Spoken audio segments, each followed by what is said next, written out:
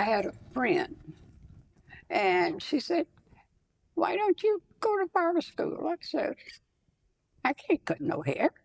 I don't have no customers." She said, "You will." I said, "Just go," and I did.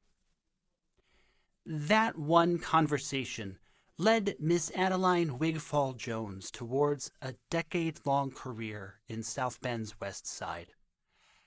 By offering great haircuts and especially a safe place to talk and to just be, she's considered today both a celebrated barber and a community anchor. I'm George Garner from the Indiana University South Bend Civil Rights Heritage Center, and we're telling local history in South Bend's own words.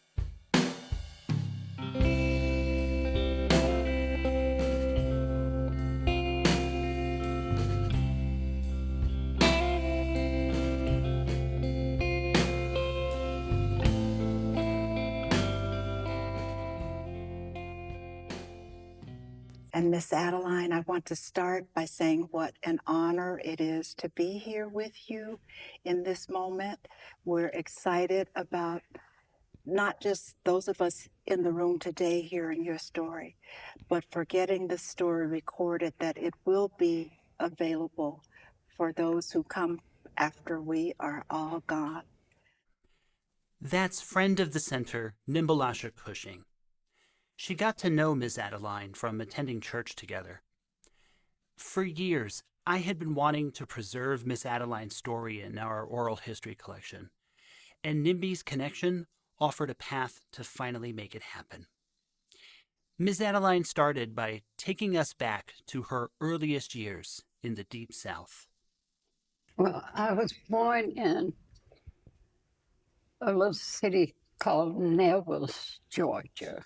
So your parents, they owned a farm. How big and what It's was a small raised there? farm, about 30 acres.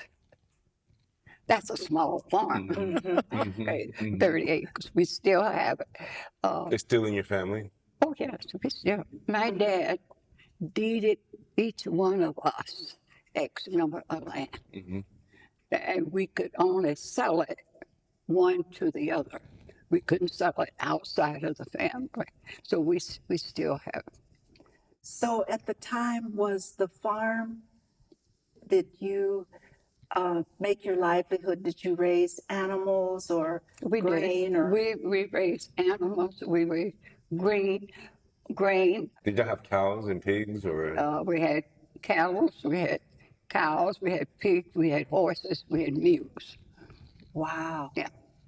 6 of her siblings left the rural Georgia farm of their upbringing to move to, of all places, New York City. Ms. Adeline followed them to live and work in Brooklyn. When her husband came home after his service in the Second World War, the U.S. government helped veterans like him find factory jobs throughout the country. And at that time, Studebaker, Oliver, Singers, Wilson Brothers, all of them was booming in South Bend, and the government sent them here to work. She followed her husband to South Bend, and herself found domestic work, caring for the children of the O'Brien family. Their patriarch ran the South Bend Lathe Company. I ended up staying there 23 years. But it was like home. The family's matriarch even opened up her closet. People thought I had nice clothes. She said, "Adeline, anything you want, go in and get it, wear." And I dress up. I mean, fur coats back then. That was in 52 or 53, I believe it was. So you worked for this family for that whole time? But this one family, 23 years. And what did you do for them besides cook? Oh, just kind of taking care of the kid. I just taking care of the house because she didn't. She wasn't there. She was playing golf, playing cards, and gone every day.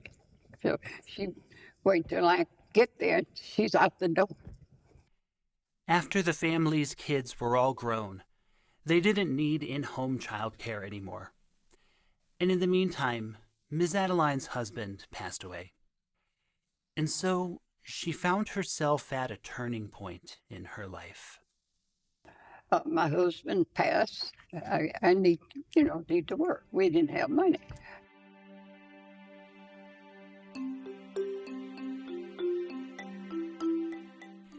Miss Adeline didn't expect to go into business by herself. But a friend of hers ended up having a profound impact, not only on her life, but the lives of so many others in South Bend. I had a friend. She was the first black lady barber to graduate from Lovell Barber College. Lovell Barber College was in Gary, Indiana. I had saved up $50. That was a lot of money, okay? I had $50. And I had to pay $50 to enroll. That was my last money. That was your life savings. Huh? That was my savings. Back in rural Georgia, Ms. Adeline's formal education ended around the 6th grade. But to be a barber or to work in a hair salon, you had to go through a rigorous educational program. I didn't know anything about biology, psychology, your skin, how many layers of skin and the pigment of your skin. I didn't know anything about that. And we had to learn that. You have 3 layers of skin and each layer has 5 layers. I didn't know that. I didn't know it till just now. I'm going to have to let you look at my book when you go to the shop. There was a girl in there, she said, she was going to nurse school. And she said, it's so hard. I said, you want to see my book? I looked into my back bar, got one of my books on it. She said, this is what I study. I said, we did not know why we should learn all of this, but they say we had to be able to identify a disease or something on another person so that we wouldn't pass it on to the next customer. Ms. Adeline studied from the same books as healthcare practitioners, and she passed every one of her tests to become a licensed barber. Eventually, she got into the 1-story building that would be her business's home. I don't know if any of you know Tootie Wilson. He was the first black fireman in South Bend. He owned, he's a minister. He owned a building. And he said, my building is empty. I'll rent it to you. So he did. Her rent cost $50 a month. Considering the cost of a haircut at that time, she needed a lot of foot traffic to afford rent each month. Hair was anywhere from 75 cents to $1.25. You had to cut a lot of hair. Per person. Yeah. So it takes a lot of money. And boy, when time to pay the rent, it was hard. But I paid him. I didn't complain. Eventually, her landlord gave her the opportunity to purchase the building for herself. He had an illness that he knew he wasn't going to recover from. He said, I'll let you have it for $6,000. This is the building you're in now. The building I'm in now. And he said, I'll let you have it for $6,000. That was a lot of money, $6,000. But I paid him. And I'm still there. That is just fascinating to me. I know people right now who don't have $6,000 in the bank, a lot of them. But you had done that on your own. You got your business going. And then you added on a couple of other things, right?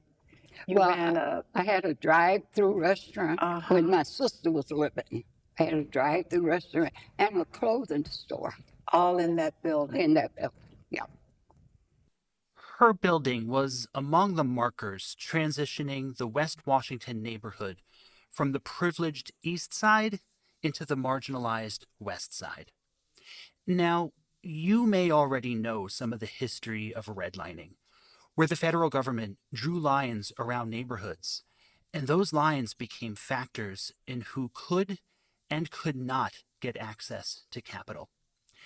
And that had a massive impact on the racial makeup of the West Washington neighborhood, as well as the physical structures within it. By the 1990s, many of those structures were in decay. And that led many people, both inside the neighborhood and outside, to find solutions. One of those people was Jeff Gibney, who led the South Bend Heritage Foundation. They had a plan for South Bend Heritage to buy many of the decaying buildings, build brand new ones in their place, and then charge residents rent to recoup the costs. Miss Adeline had some feelings about this plan, and she spoke honestly about her relationship with Jeff. Me and him didn't get along no way. Because when he tried to buy all of that out, I was like, I'm not going to sell him my building and rent his. That makes sense to me. You tried to convince people not to sell, I did. and you just were not successful. I didn't get any. I said, why would you? Well, he really promised to relocate them. That was Jeff Gibney. He offered to relocate everybody. Mm-hmm. Now, I don't know anybody he relocated. Were there any other businesses other than yours that didn't sell, or did everybody else? Everybody else. And then eventually the buildings that they were in got torn Well, down. the in the housing. objective was to move us out and tear them down in the first place. Gotcha. That's what that was. That was- To put the houses up they got now. Yeah. That was the objective.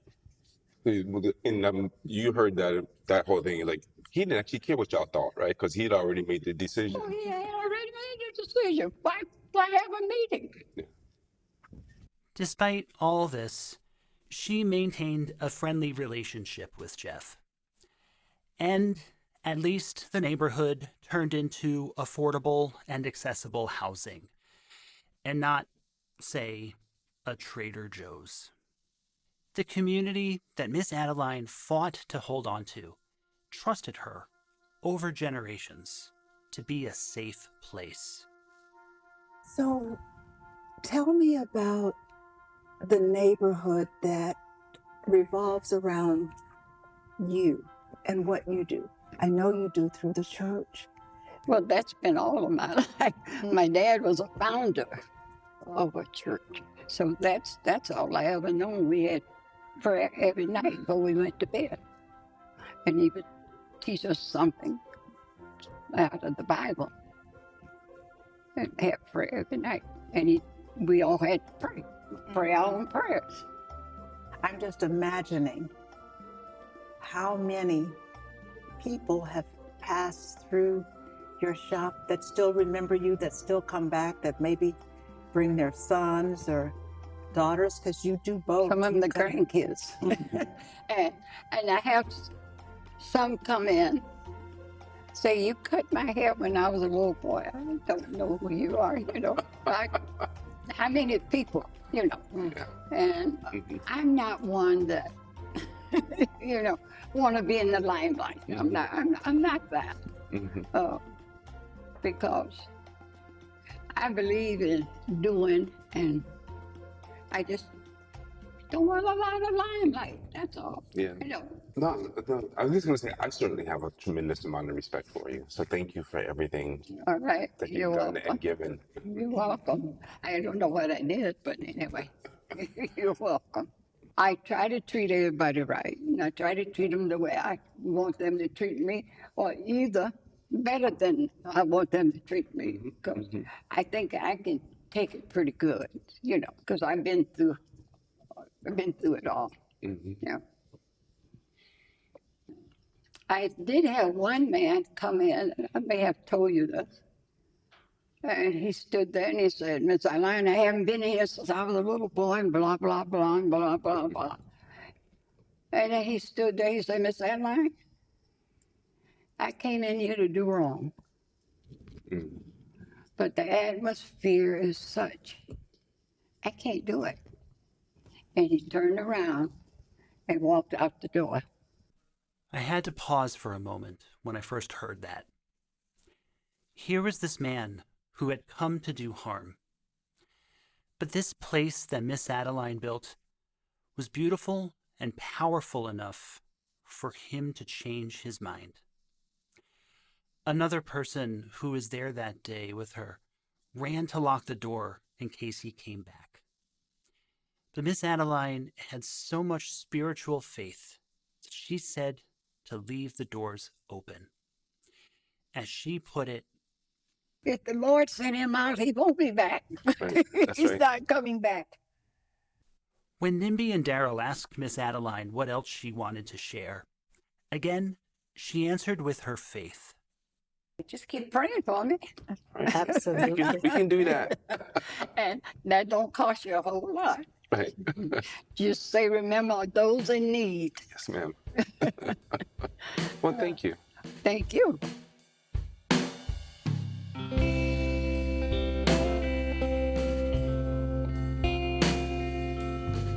South Bend's Own Words is a production of the Indiana University South Bend Civil Rights Heritage Center. It was written and hosted by me, George Garner.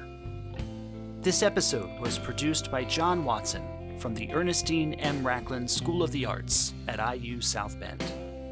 Kevin Tinmarsh was the co-creator, and its theme music was by Josh Woodward.